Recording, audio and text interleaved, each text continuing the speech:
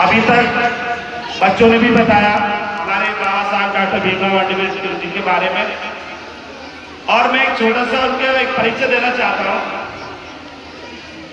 कि बाबा साहब एक दलित परिवार से, सुन लीजिए, दलित परिवार क्या होता है, अब तो कुछ और है, लेकिन पहले क्या होता था, छुआछूत वाला। तो दलित जब बाबा साहब स्कूल जाते थे तो सभी बच्चे स्कूल की टाट पट्टी पर बैठते थे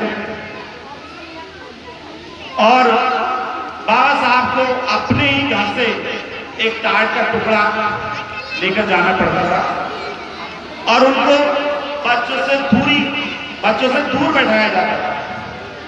सुन लो बच्चों ध्यान से, संघर्ष क्या होता है उनके जीवन से सीखिए। और जो पानी पीने की व्यवस्था थी उसके लिए भी बाबा साहब को दूर से एक नलकी के द्वारा पानी पिलाया जाता था। किसी भी चीज को जैसे हैंडपंप या कहीं भी कोई भी पानी पीने की जो भी व्यवस्था थी उसको टच नहीं किया जाता था बाबा साहब के द्वारा, और अगर टच कर भी दिया जाता था तो उस चीज को तोड़ दिया जाता था और बाबा साहब जी को सजा मिलती थी। तो बाबा साहब ने देखा, अपनी एजुकेशन जारी रखी, जिस तरीके से वो कंडीशन, जिस रास्ते से वो निकल गए, तो उस रास्ते पर रोड पर झाड़ू लगा दी जाती थी, तब दूसरे लोग निकलते थे। क्यों? कि वे एक दलित फैमिली से बिलोंग करते थे और उनको सभी लोग नापसंद करते थे। एक बार क्या हुआ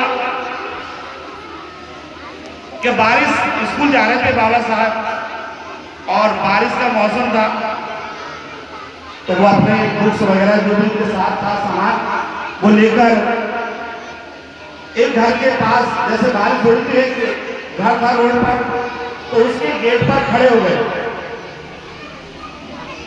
जब वो खड़े हो जाते हैं तो वहां से घर की माँ जो मालिक थी, उन्होंने पीछे से आके बाबा साहब को तुरंत धक्का दे दिया और बाबा साहब आगे कीचड़ में अपने बैग के साथ, अपनी बुक के साथ गिर गए। लेकिन उन्होंने संघर्ष जारी रखा और जारी रखते हुए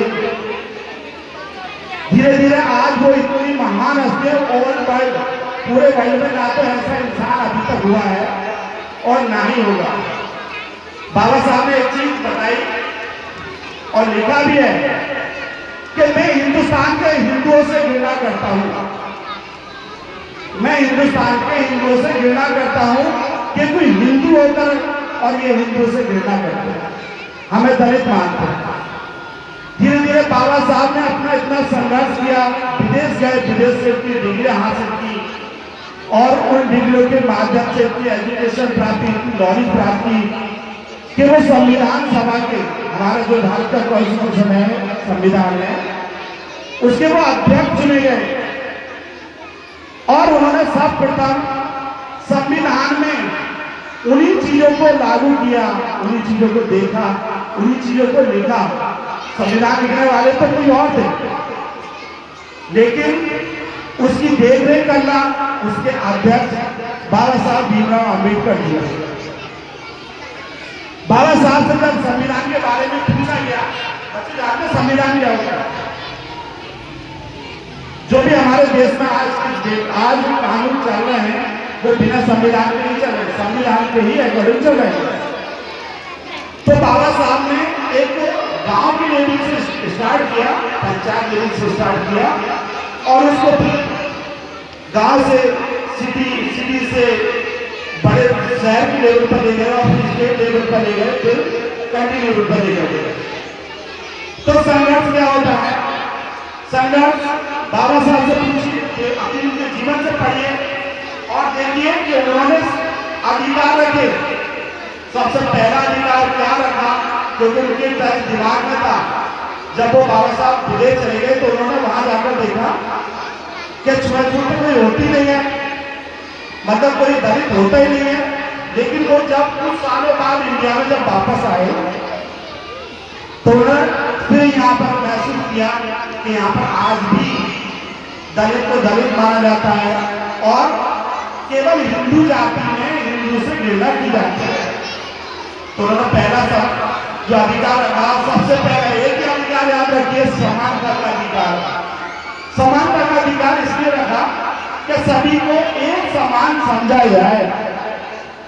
बच्चे समझ रहे, स्कूल भी वही सिखाता है कि जब बच्चा गरीब का हो या अमीर का हो, एक ही ड्रेस में आता है और एक ही क्लास में बैठता है, तो ये क्या है? समानता का अधिकार। ये किसकी देन है? हमारे बाबा साहब भीमराव अम्बेडकर जी की देन है। ये उन्हीं का लिखा हुआ अधिकार है जो आज समान है। नहीं तो क्या होता, दलित कहीं और पढ़ता होता और जो और जाति के होते और नहीं पढ़ता होता।